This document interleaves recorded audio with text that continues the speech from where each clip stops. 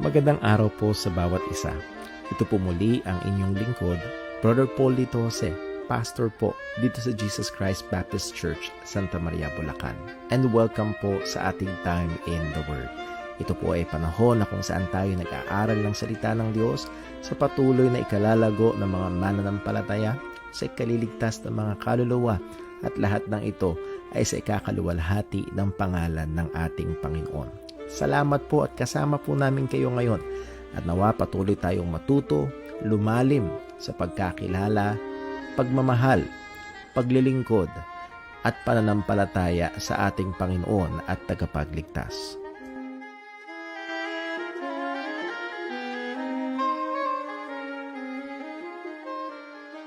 Sa magandang hapon po sa bawat isa sa atin at tayo nagpapasalamat sa Diyos sa patuloy niyang habag, biyaya at patuloy na pag-iingat niya, pagsustento niya sa atin, lalo't higit sa ating buhay pananampalataya. Welcome po sa ating Time in the Word.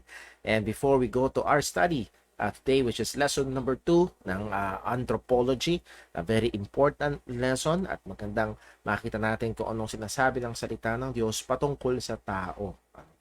At ito ay very very important. As I'm preparing this lesson ay nakikita ko kung paano ito magiging napakahalaga lalo na sa mga estudyante na maraming papakinggan ng mga turo sa eskwelahan na makikita na it's not just science but it's science against or mga katuruan na laban sa salita ko ng Panginoon. No, don't get me wrong, science is not against the Bible. Actually, right and good science is supportive of the Bible. Yun nga lang, kapag ang agenda ay i-relegate or ialisin o isang tabi ang salita ng Panginoon, kagamitin ng kahit false science para sa mga bagay po. Well, before we go sa atin hong pag-aaral, ilan ho ng mga announcements and reminders. Malapit na ho ang anniversary ng JCBC. This May 28, we'll be celebrating our 13th year church anniversary. And if you're around Santa Maria, Bulacan, at that date, kayo po ay aming iniimbitahan. 8:30 po ng umaga ang gawain for Sunday school, and then a worship service at 10 a.m. It will be an evangelistic, and we are always doing that every anniversary para okasyon na mag-imbita ng mga hindi mananampalataya. And then also yung atin hong second service will be adjusted from 2 p.m. will be 4 p.m. Para ho makapaghanda pa ang ating mga kapatiran because after the second service we'll be having our church fellowship dinner, celebration dinner and fellowship. So pag-pray ho natin yan at ipag-anyaya po natin, and that will be available na ho yung ating mga invitations. Nakaprint na ho sa church last Sunday. Tayo ho na pinagpala ng Panginoon with a little bit more special na pagkakataon to give honors to the mothers. Belated Happy Mother's Day po sa iba. And so pag-pray ho natin ang ating parating na anniversary. And also an update sa ating kapatid na si Brother Dave Paule. At siya ho ay nasa ospital na. Naka-confine na ho siya at going through the procedures para ihanda siya sa kanyang operasyon this coming May 20. So pag-pray po natin at nakakuha na sila ng kwarto, nag-message sa akin kanina lamang or kanina, at sa hoy na sa kwarto at komportable ang kanilang kalagayan. So pag-pray po natin ang ating kapatid, and pinapaabot po niya ang patuloy niyang pagpapasalamat sa mga nanalangin sa lahat ng kapatiran at patuloy na sumusuporta sa kanya. So wag ko natin kakalimutan ang ating kapatid sa atin hong mga panalangin.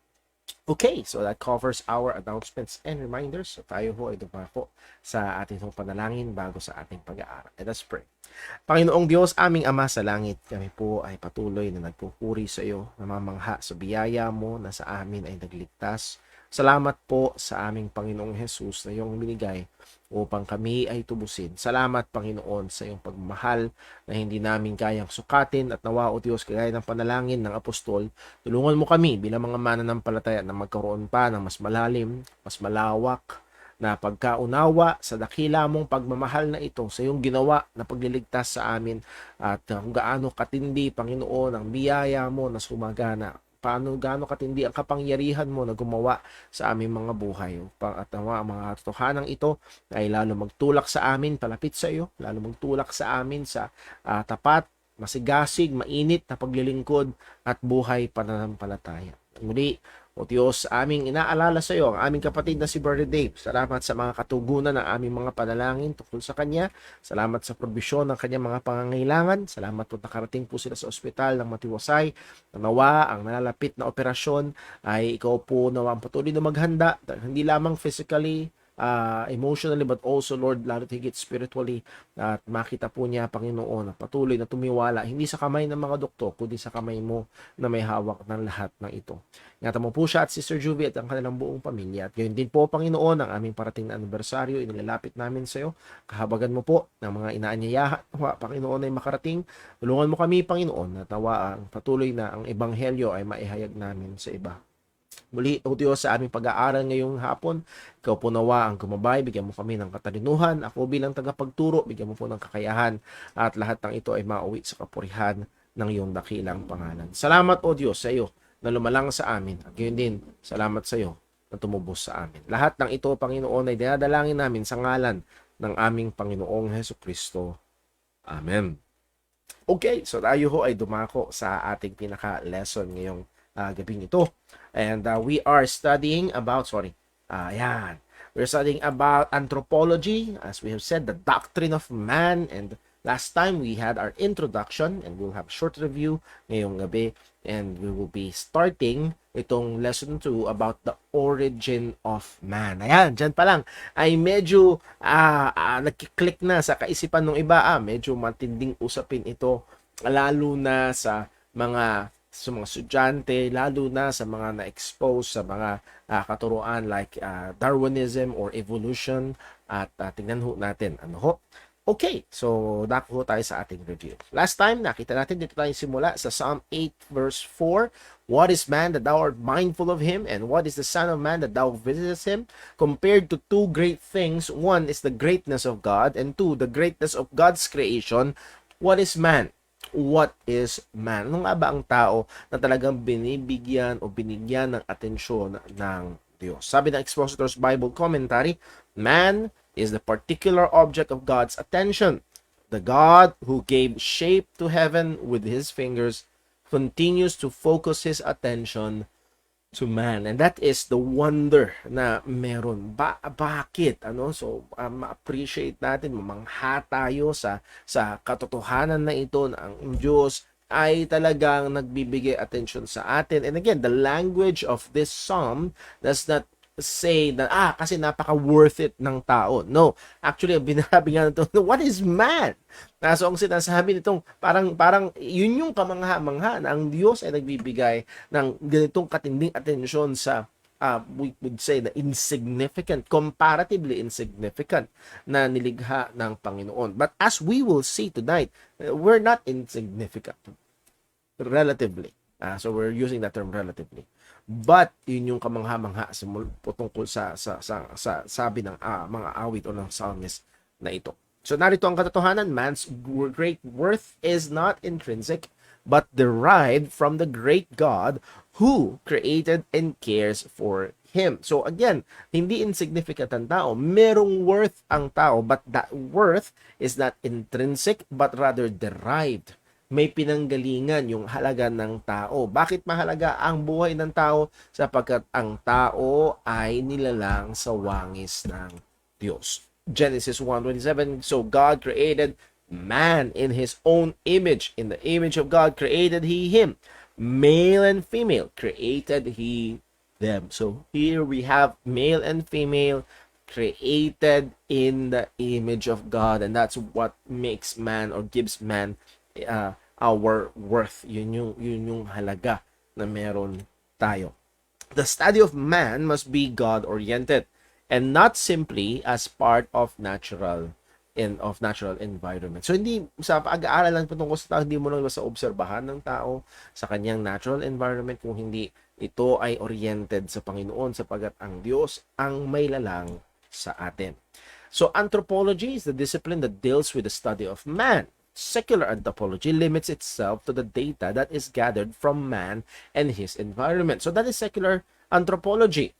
pinag-aaralan o pag-aaral patungkol sa tao at inobserbahan ng tao kung anong kanyang mga ginagawa at sangayon sa kanyang environment. Pero pagdating sa biblical anthropology, views man from the biblically revealed truth about man. Ano yung sinasabi ng Bible? Ano yung sinasabi ng Scripture? Ano yung sinasabi ng Diyos patungkol sa tao? And because we believe that man is created by God who has the best information to tell about man. He is the maker of us all. At yung kanyang sasabihin o sinabi sa kanyang salita ay masusumpungan nating wasto. Scope of biblical anthropology, using the Bible story of man. So Genesis 1 to 3. So doon magkakaroon ng scope. Genesis 1 to 3. Ano makikita nito? Man in his original state, Genesis 1 and 2, and man in his fallen state, Genesis chapter 3. And actually, mula Genesis chapter 3 onwards, almost all is about man in his fallen state. And ang ganda ng ginawa ng Panginoon, how did God redeemed the fallen man. Paano ba tayo tinubos? Paano tayo iniligtas ng Panginoon? And as we've been always saying, it's through the Lord Jesus Christ alone. Well, biblical anthropology will expose many areas utterly needing reforms or changes in the church. Pag pinag-aralan natin ng Bible, anong sinasabi ng Bible tungkol sa tao, ito ay magtutulak sa atin na ireforma o ayusin at itama ang mga bagay-bagay na paniniwala at ginagawa sa church dahil sa maling pananaw patungkol sa tao. Ilan dito ay yung man-centeredness of worship orientation. Maraming mga so-called worship is not really the worship of God. Again, the worship giving God His worth.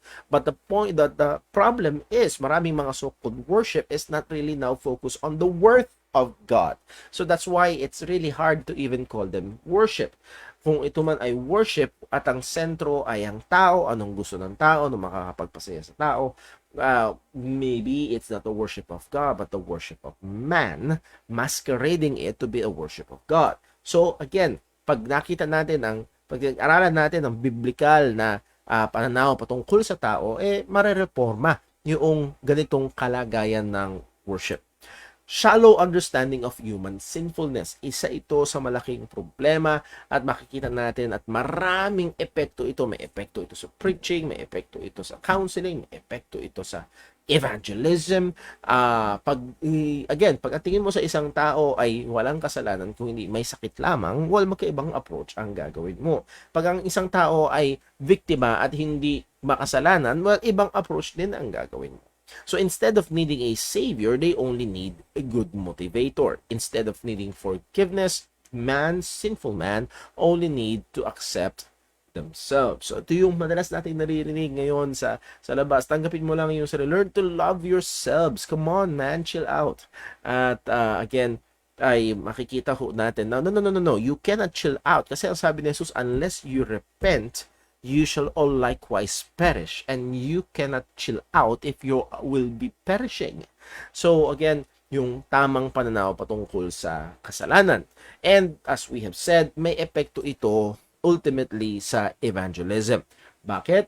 Kung ang pananaw sa tao ay hindi ganong kasama, it means meron pa rin kakayahan ng tao sa ganang kanyang sarili na lumapit kay Kristo, at hindi siya lubusang apektado ng kasalanan, magkakaroon ng epekto ito sa paraan ng evangelism.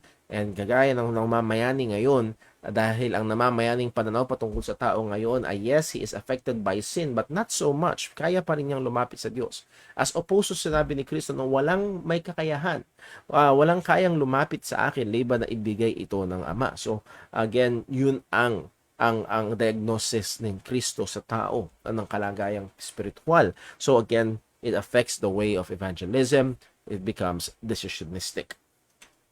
The origin of man. So as we have said kanina, dito magkakaroon ng mga makikita natin yung mga napapakinggan natin, even yung mga napapanood natin, even in famous channels like Discovery, National Geographic, and ngayon sa YouTube, very, very much prevalent ang mga itong pananaw na laban sa Biblia in schools, in elementary, high school, colleges, ay nandun yung mga pananaw na laban sa sinasabi ng salita ng Panginoon kung saan nagmula ang tao. So tingnan natin. The subject of human origin is one of the wide gaps of disagreement between humanistic science and biblical account. Well, again, talagang wild gaps. Ang pinagmulan ng tao sa secular science or humanistic science is just a mere coincidence. Nagkataon sa mahabang panahon. Pero pagdating sa biblical account, it's hindi nagkataon, merong intentionality, merong design, and it's not a long periods of time, it's just for 6 days. So many Christian teachers have sought a way of accommodation. That's the sad part. Sinusubukang i-accommodate itong dalawang unfitting na mga worldviews. Sabi ng Human Organism SI.edu, scientific evidence. So again, this is secular science. Saan ba galing ang tao sang-ayon sa secular science as opposed to biblical revelation? Scientific evidence shows that the physical and behavioral traits shared by all people originated from ape-like ancestors and evolved over a period of approximately 6 million years. Again, yun yung magic formula nila. Millions and billions of years ago. Physical and genetic similarities show that the modern human species, Homo sapiens, has a very close relationship to another group of primates species, the apes. Now, what's that relationship?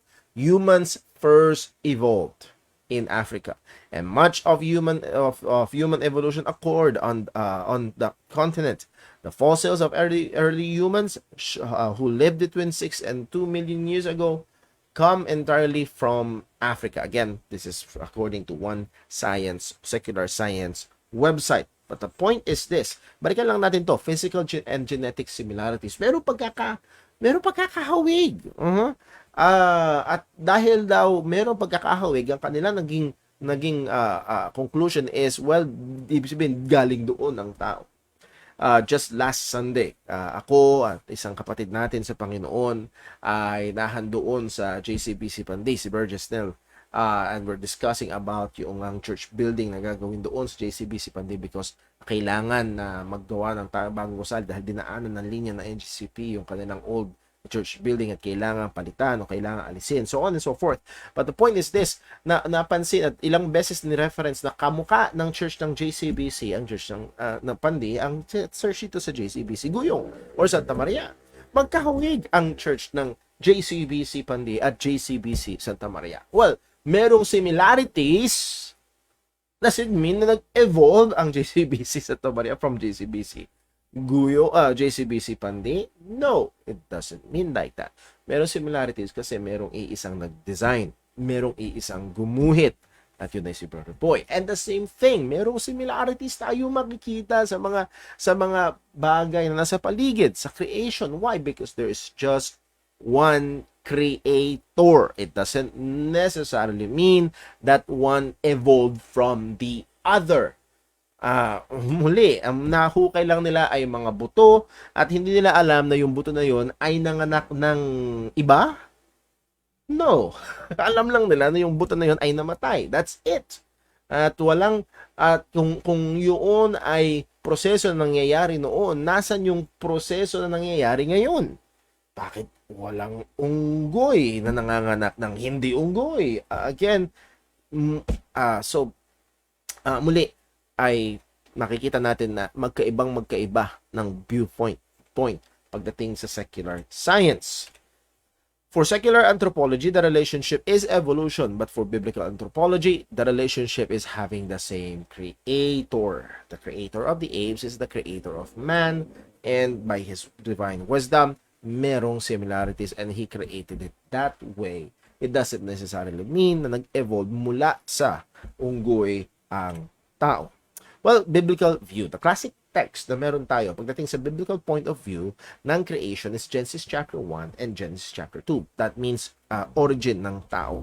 Genesis 1 verse 26 ang sabi, "And God said, let us make man in our image after our likeness, and let them have dominion over the fish of the sea, and over the fowl of the air, and over the cattle, and over all the earth, and over every creeping thing that creepeth upon the earth." So God created man in his own image. In the image of God created he him. Male and female created he them. And if we will go to Genesis chapter 2, and the Lord God formed man and of the dust of the ground, and breathed into his nostrils the breath of life, and man became a living soul. Pagdating sa verse 21 in chapter 2, and the Lord God caused a deep sleep to fall upon Adam, and he slept. And he took one of his ribs, and closed up the flesh instead thereof. And the rib which the Lord God had taken from man made he a woman, and brought her unto the man. So here, sa Genesis 1 and Genesis chapter 2, makikita natin yung account ng pag-create ng Diyos sa tao. Yung isa, sa Genesis chapter 1, stress yung being made in the image of God. Sa Genesis chapter 2, yung galing sa alikabok, ang tao, ang lalaki particular, and then ang babae nilikha mula sa rib ni Adam. So muli, these are the accounts that we have in the Bible. Now, isa sa mahalagang kailangan nating establish is the historicity of these accounts. These biblical accounts are historical records. Ano po? Number A, the narrative is a historical presentation. Itong mababasa natin sa chapter 1 and chapter 2 ay hindi ano tawag dito? Hindi mythology in presentation. Hindi siya fantasy in presentation. Ito ay historical in presentation. It gave the account of what happened. No, there are people who view the Genesis record of origin, that is chapter 1, 2, 3, as poetic in nature. Therefore, not to be taken as literal. So ito yung nagiging reaksyon ng iba na sa kagustuhan nila na pagsamahin ng science, and that is false science of evolution, and the cater ito ng Bible, ay they try to reinterpret yung Genesis record and try to look at it as in a poetic daw itong parts na ito ng Genesis. The gap theory, ilan sa mga nagsilputan na mga teorya to try to accommodate itong evolution theory is the gap theory. One is the notion that a span of billions of years passed between Genesis 1 and Genesis 1:2. That's very creative, but that's very unfaithful. Tingnan natin, ano sinabi sa Genesis 1? In the beginning, God created the heaven and the earth. Sabi na, kita mo, created na. Pero pagdating sa verse 2, and the earth was without form and void. Hindi daw gagawa ang Diyos ng without form and void. At kaya daw yan without form and void kasi merong nangyaring cosmic battle, yung pagtataksil ng mga anghel at nasira yung unang creation. And the span of time of that is millions, if not billions of years between Genesis 1 and 2. And that is the fruit not of careful exegesis, but a very creative fantasy mind. Ano? Again, wala sa text sa Bible, wala sa kahit saan sa Bible, lalong wala sa pagitan ng Genesis chapter 1 and verse 1 and verse 2. Ito ay likhang isip at sinusubukang i-cater, magbigay ng supposedly enough time gap na para pwedeng ipasok itong storya ng evolution. Ito yung basically ginagawa ng iba nagkiklaim na Christian but want to cater this type of view of origin kung saan nanggaling. Letter B is bukod doon sa gap theory, meron ding days equals to epoch theory. Ano ito? The idea that the days of the creation week, so merong 6 days of creation, are not literal. Hindi sila literal day 24 hours na kagaya nung sinasabi isang araw sa atin ay 24 oras. Yung isang araw na sinasabi, day 1, day 2, hanggang day 6, they are not really days, literal days, but they are epochs. But rather, embraced epochs, or it pertains to long periods of time. Depende sa babasahin mo, sometimes thousands of years, sometimes millions of years at bawat isang araw. So, yun, yung isa sa mga ginagawa. Again, ang point pa rin is to give time. And to give time, maaaring doon pumasok ang evolution. And then, Lastly, sa Genesis chapter 1 to 3, tinitingnan ito bilang poetic in nature. The poetry genre does allow for a greater degree of interpretative flexibility. Kung naaalala niyo ho, dito sa church, nung Sunday, sa Sunday school, nagbigay tayo ng pansin sa mga iba-ibang genre ng salita ng Panginoon. Mayroon pa nga tayong mga binasang example. At depende sa genre, lalo na kung ang genre ay poetry or song, awit. Nagbigay pa tayo ng example. Sinaktan mo ang puso ko. Pinukpok mo ng martilyo. Binuhusan mo ng asido. At so on and so forth. Alam natin, that's not literal but poetic. Poetic. At again, it has more flexibility when it comes to interpretation. With some, tuloy natin yung basa, with some writers, this accommodates an exegetical manipulation that is easier to reconcile with their perception of science. Muli, it will give way sa mahabang panahon, it will give way sa evolution theory, and they are trying to accommodate itong bagay. Meron pa tinatawag na framework theory. Sinubukan kong i-incorporate sa lesson natin.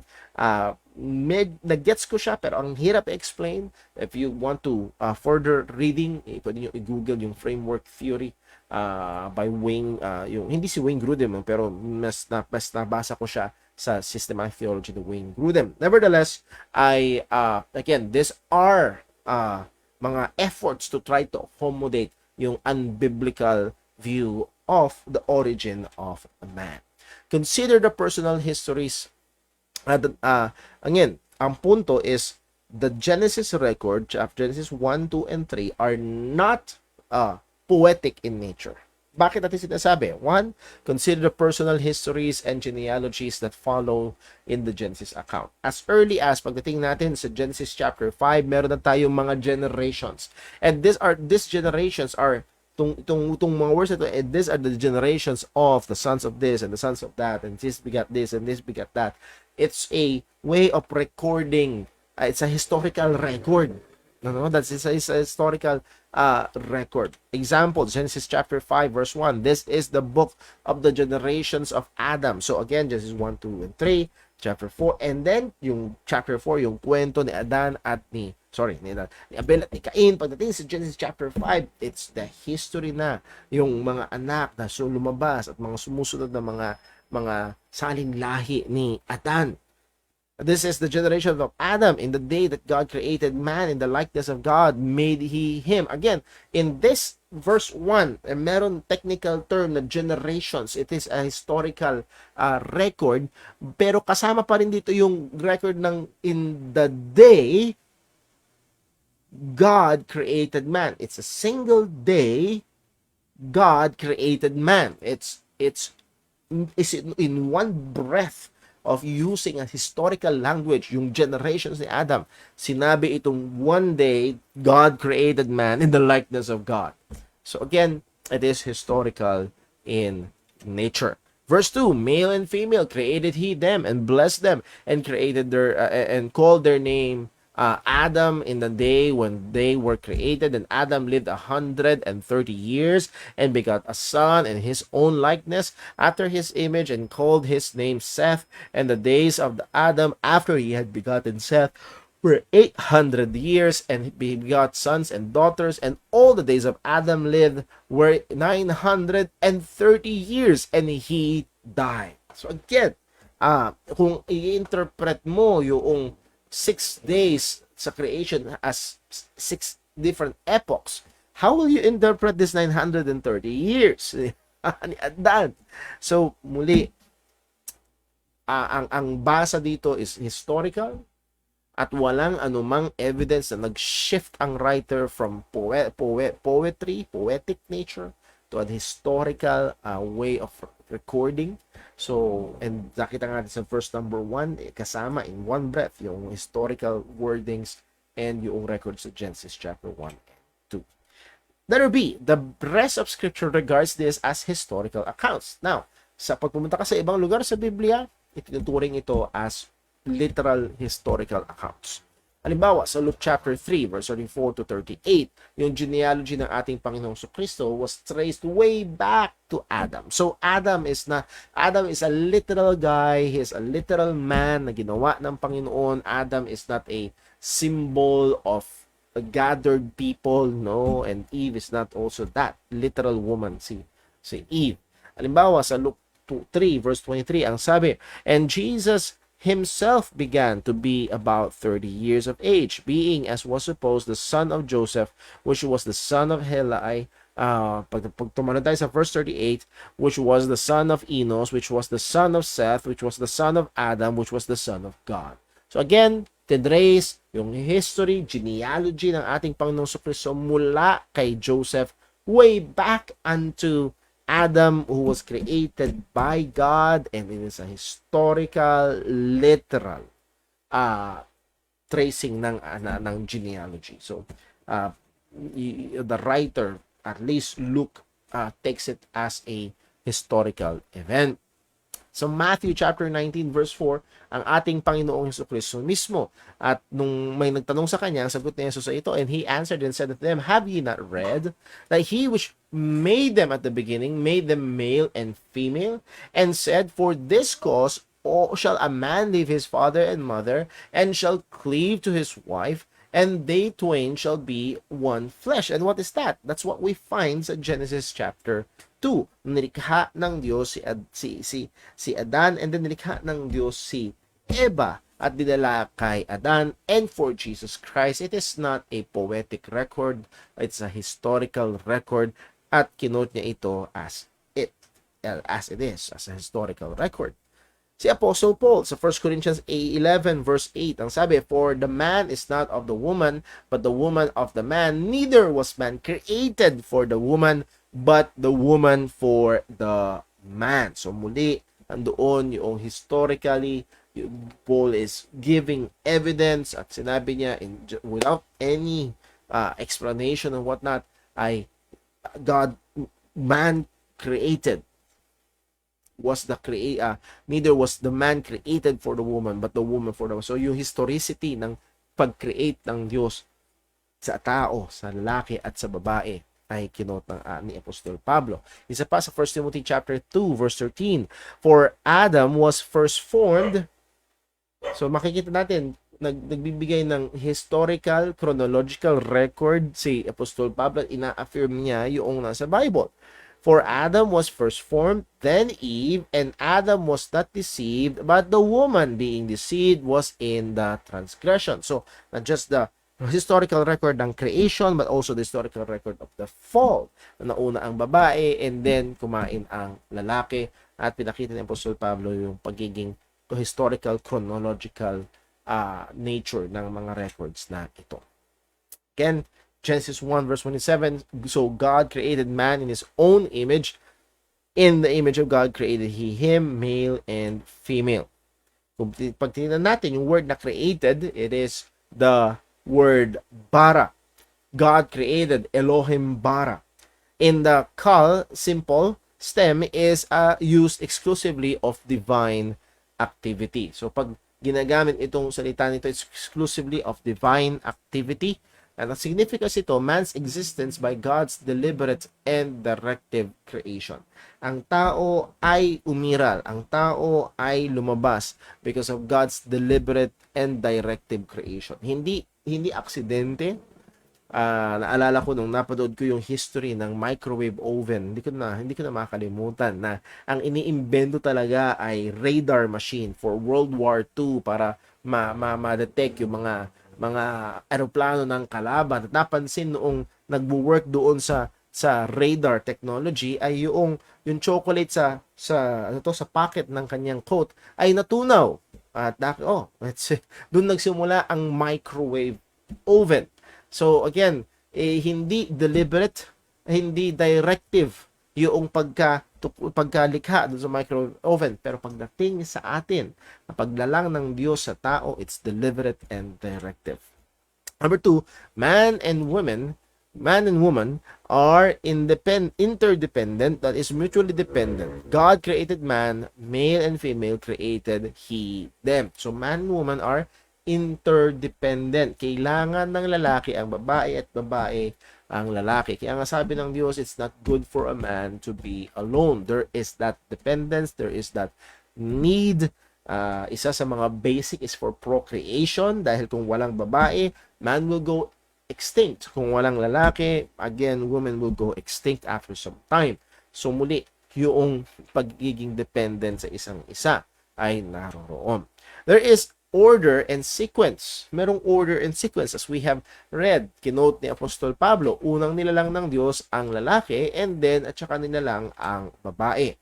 1 Timothy 2:12, but I suffer not a woman to teach, nor to usurp authority over the man, but to be in silence. For Adam was first formed, then Eve. Unang nilalang si Adan, and then at saka si Eva. Now, just a side note dito, Paul's given reason, at merong mga nag-view itong 1 Timothy chapter 2 verse 2. Ay, kaya naman sinasabi ni Pablo na wag magturo ang mga babae kasi hindi educated noong time na yun ang mga babae, may discrimination sa kanila.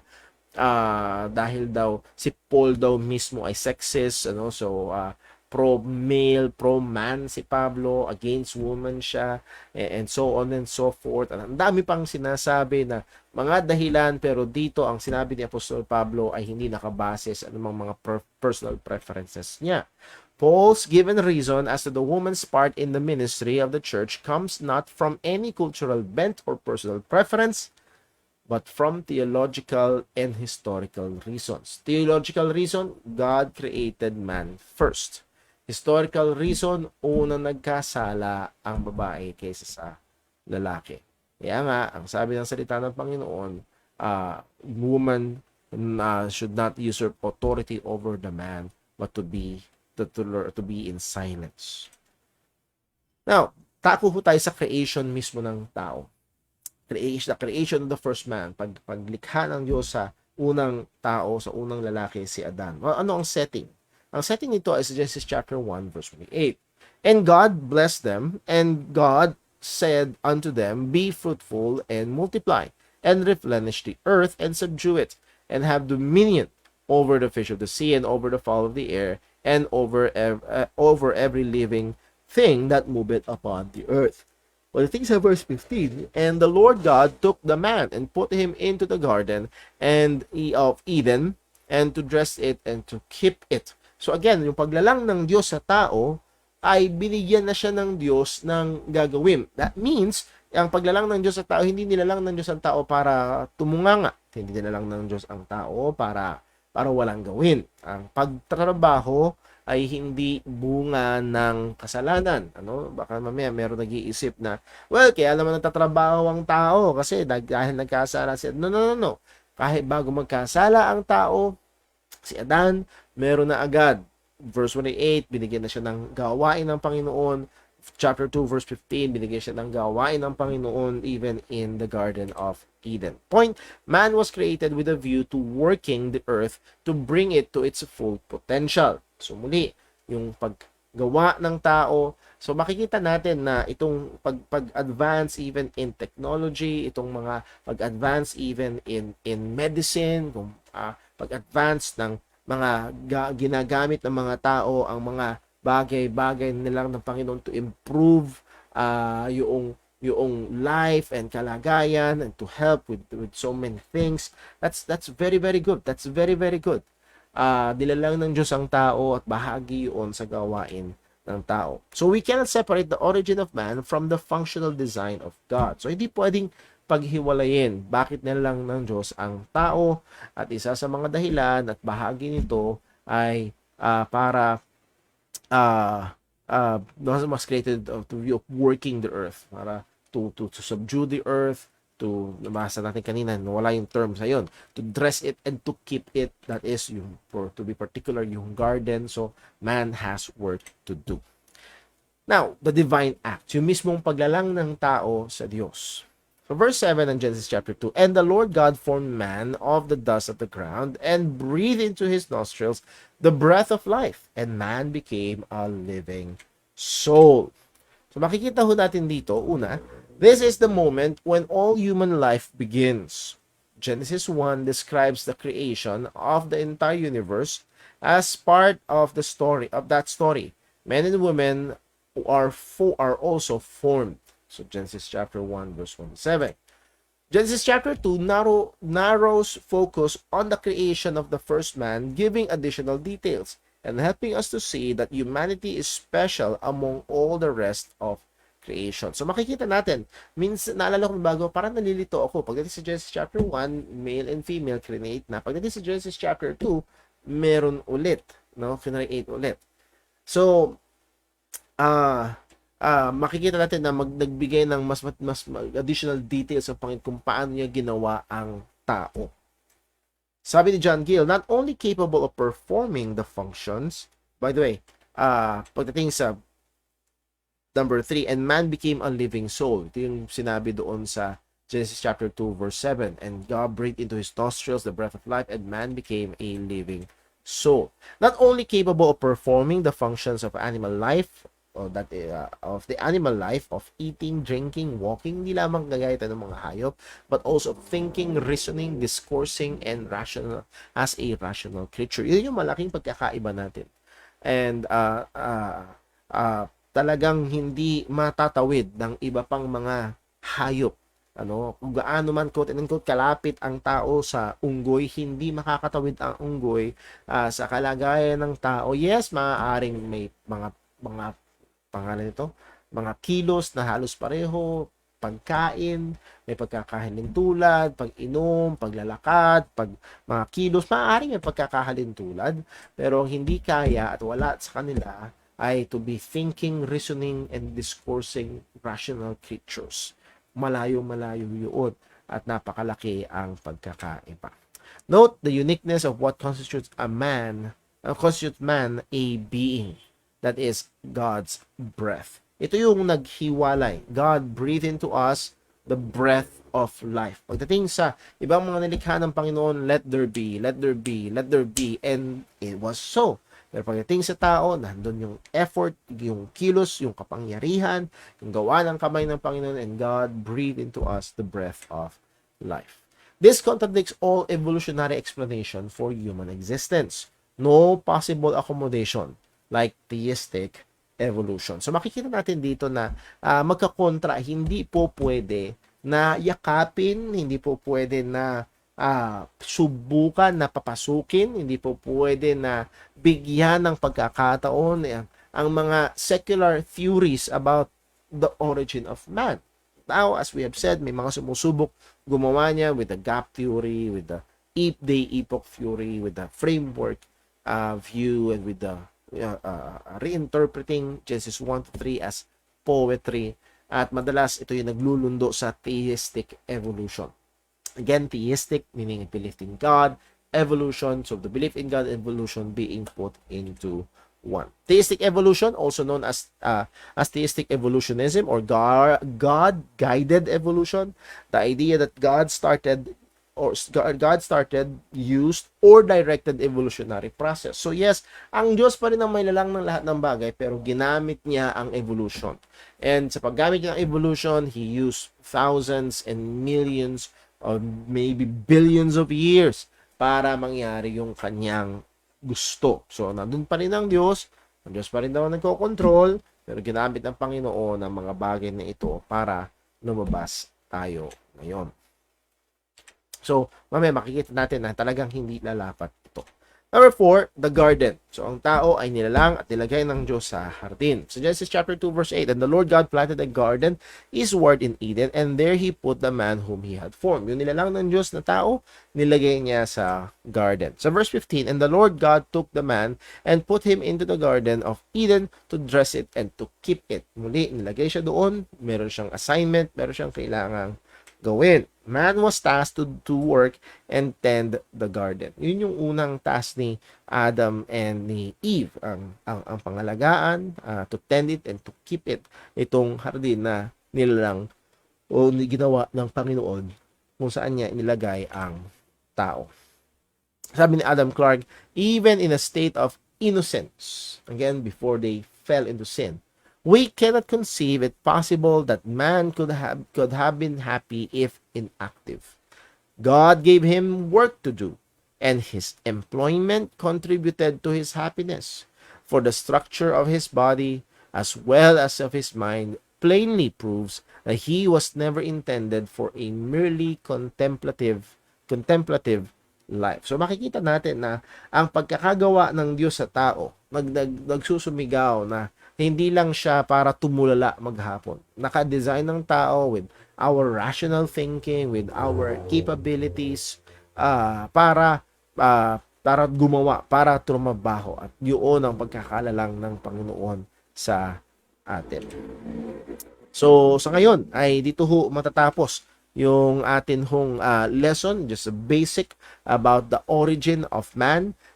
Inisip ko ituloy dahil kaya lang yung susunod na part nito magkakaroon ng medyo mahaba at alanganing putulin. So it's rather than mag-overtime tayo sa lesson ngayon, I thought it best na ito ay ipas sa next lesson na lamang, Lord willing, sa atin ng pag-aaral. So lalo na sa ating mga estudyante, I hope na tayo ho ay tumutok, bigyan natin ng pansin, at kung meron mga tanong, ini-encourage ho natin yan. Kung di ko alam ang sagot, pag-aaralan, pero kung sakali man ay nawa ang mga lesson natin ito ay makatulong sa atin. Hindi lamang sa mga estudyante, pati mga magulang na malay nyo ay sa inyo itanong ng inyong mga anak at paano natin sasagutin sang ayon sa salita ho ng Panginoon. So with that, tayo ho ay dadako sa atin hong mga question and answers. Tingnan natin.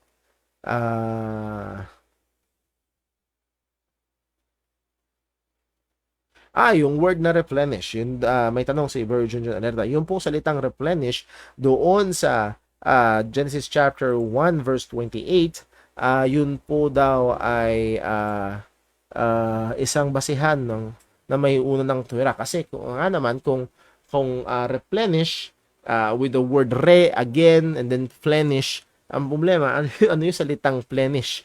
Meron bang such a word as plenish lang? So tingnan natin ano ho.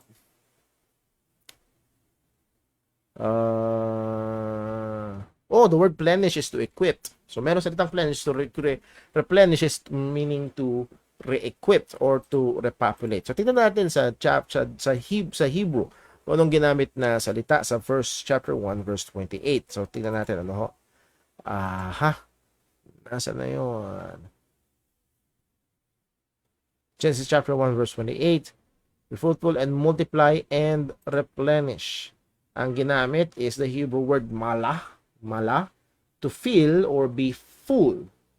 Fullness in punuin, in abundance. So again, maaring yun yung translation sa English, pero ang basic na ibig sabihin sa Greek is to make full, punuin.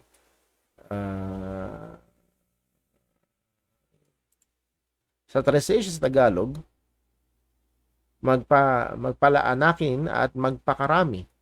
Again, that's the point. Magpakarami.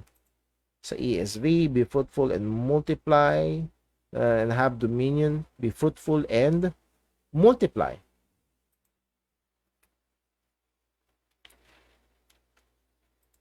Be fruitful and multiply and fill the earth. Okay. So dito sa ESV, I think they have it a better translation. Wala yung, hindi siya refill the earth, hindi siya replenish, kundi basta to fill the earth. So muli, I think it's a miss, or maybe yung gamit ng Old English to replenish, para bang may sense na meron ng laman tapos nawala tapos lagyan ulit, to replenish or to refill. Pero pag tinignan natin sa Hebrew, hindi ganoon. Ang ibig sabihin lang sa Hebrew is to fill. Nasa pa yun? To fill, be full, abundance. Those are yun yung ibig sabihin ng malah. And again, nakuha sa ESV. Ang translation sa ESV, be fruitful and multiply and fill the earth and subdue it. So muli, it's a matter of translation. At pag tinignan natin, pag bumalik tayo sa Hebrew, hindi siya gumamit ng salita na nawalan ng laman tapos lagyan na lang ulit ng laman. Kung hindi, ang ibig sabihin ay punuin. And yun yung nakikita natin sa ESV, nakikita natin sa Hebrew Bibles. Thank you po very very much, Brother Junjun. Narinig ko na dati yung ganung tanong, pero ngayon ko lang siya ulit na-encounter. Tingnan ho natin kung merong nag-private message ho sa akin sa PM, sa Messenger, wala naman. Sa text message ay wala rin naman. Okay, so I hope ay kahit paano nakakatulong-tulong sa atin ang mga ganitong mga pag-aaral at makita natin na mag-provide sa atin ito ng mga tama at maayos at matibay na tungtungan upang maging mapanuri tayo sa mga nababasa natin, sa mga napapakinggan natin. Tawa ay tulungan tayo ng Panginoon na maging matatag sa mga ganitong mga kalagayan. Dahil talagang pag dito sa puntong ito, meron kang sinulat na libro, I believe, si John MacArthur, The Battle for the Beginning.